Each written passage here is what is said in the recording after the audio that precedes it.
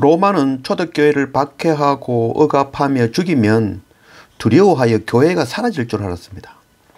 그러나 박해 가운데 믿음의 사람들은 더 강성하여졌고 결국 로마는 313년 콘스탄티누스 밀라노 칙령으로 기독교가 장려되고 오히려 로마의 국교가 되었습니다. 박해하고 죽인다고 해도 복음의 진리는 영원한 것입니다. 1절 이스라엘은 이제 말하기를 그들이 내가 어렸을 때부터 여러 번 나를 괴롭혔도다. 그들이 내가 어릴 때부터 여러 번 나를 괴롭혔으나 나를 이기지 못하였도다. 이 오늘 시편 129편 말씀은 하나님의 백성이 박해를 당하지만 결국 승리하게 될 것을 노래하는 그런 시이죠. 그래서 오늘 시인은 이 이스라엘 민족이 애굽에서 태동할 때부터 광야, 가나안 땅, 블레셋, 모압, 암몬, 아람, 아수르, 바벨론 많은 나라들이 대적하였고 고통을 당하였죠. 그렇지만 그 대적들이 결국은 이스라엘을 이기지는 못했다라고 말씀하고 있는 것이죠. 우리가 이 고난과 환난, 시험, 괴롭힘을 당하는 것, 거기에는 이유가 있죠. 첫째는 죄입니다. 죄에서 돌이키게 하는 하나님의 방법이 바로 고난이고 환난이고 시험인 것입니다. 그래서 우리가 고난을 당하면 거기에 대해서 이유를 알아야 되는 것이죠. 나의 죄를 먼저 깨닫고 돌이키는 것. 그것이 첫 번째 이유라고 할 수 있겠습니다. 둘째, 우리가 고난을 당하고 환난을 당한다면 그것은 바로 훈련이라고 할 수 있겠습니다. 이 하나님의 백성, 하나님의 군사로 세워지기 위한 방법은 훈련, 시험, 환난, 고난이 아니고는 결코 다른 길이 없죠. 훈련 없는 군사는 아무 소용없는 군사죠. 총 한 방 쏘보지 못한 군사는 결코 군사를 할 수 없죠. 더 강력하고 혹독하게 훈련될수록 더 강한 군사로 세워질 수 있는 것이죠. 그래서 우리가 고난과 환난과 시험을 닥치면은 이것이 바로 나를 훈련하시는 하나님의 방법이구나 라고 깨달아야 될 것이죠. 세 번째는 고난을 당하는 것은 바로 복음 때문에 당하는 고난입니다. 그래서 우리 세상에 속하지 않은 사람들, 우리가 세상에 속하였고 세상의 방법대로 세상이 원하는 대로 살아간다면 우리가 세상으로 통해서 고난 당할 일이 없죠. 자기가 자기를 고난 주는 경우는 없죠. 그러나 세상 속에 살지만 세상에 속하지 아니하고 하나님께 속한 자, 복음 들고 있는 자, 그것을 통하여 세상으로부터 고난을 당하게 되어지는 것이죠. 그래서 우리가 이 세 가지의 고난의 이유, 이것은 바로 우리의 신앙의 단계라고도 할 수 있겠죠. 첫 번째, 하나님을 만나는 그 장면은 우리의 죄의 문제를 해결해야만이 하나님을 만날 수가 있게 되어지죠. 우리의 죄의 문제를 해결하게 되어지면 그것을 통하여 그 하나님의 백성을 훈련하게 되어지는 것이죠. 하나님의 군사로 세워지는 것이죠.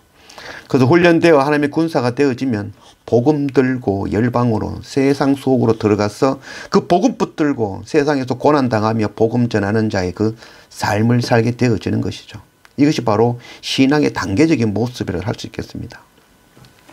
그래서 오늘 말씀에 보면은 나를 괴롭혔으나 결코 나를 이기지 못하였다라고 말씀하고 있죠.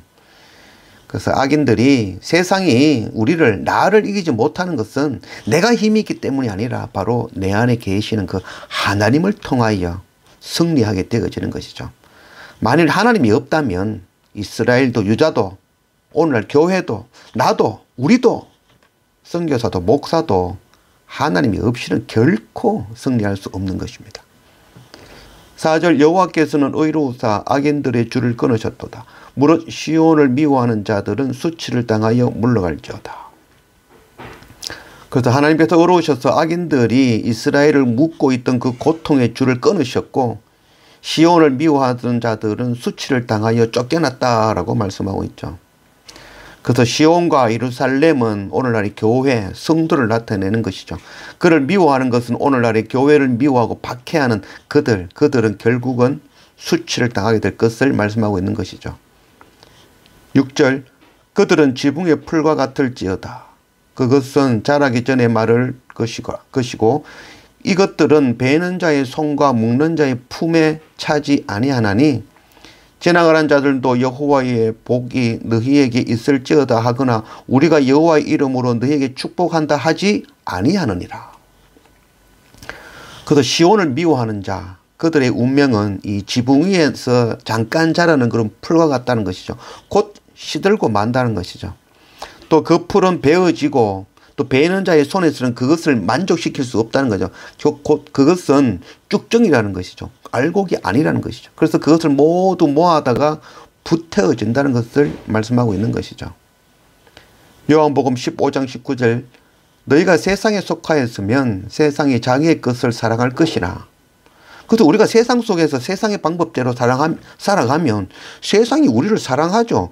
자기와 같은 사람을 누가 미워하겠습니까? 그러나 너희는 세상에 속한 자가 아니요 도리어 내가 너희를 세상에서 택하였기 때문에 세상이 너희를 미워하느니라. 우리가 미움을 당하는 것은 세상하고 다르기 때문이죠. 자기하고 똑같은 사람을 미워하는 사람은 없죠. 다 좋아하죠. 그러나 자기와 다른다는 것, 구별되어진다는 것, 거룩하다는 것, 그것이 바로 박해받는 미움을 당하는 이유인 것이죠. 우리는 바로 이 복음을 가진 자들로서 세상에 미움을 당하는 것이죠. 베드로전서 4장 12절 사랑하는 자들아 너희를 연단하려고 오는 불시험을 이상한 일 당하는 것 같이 이상히 여기지 말고 오히려 너희가 그리스도 고난에 참여하는 것으로 즐거워하라. 이는 그의 영광을 나타내실 때에 너희로 즐거워하고 기뻐하게 하려 하심이라. 그래서 우리가 이 교회와 성도는 세상으로부터의 그 고통을 기이하게 여기지 말고 하나님을 원망하지 아니하고 형제를 미워하지 아니하여야 된다는 것이죠.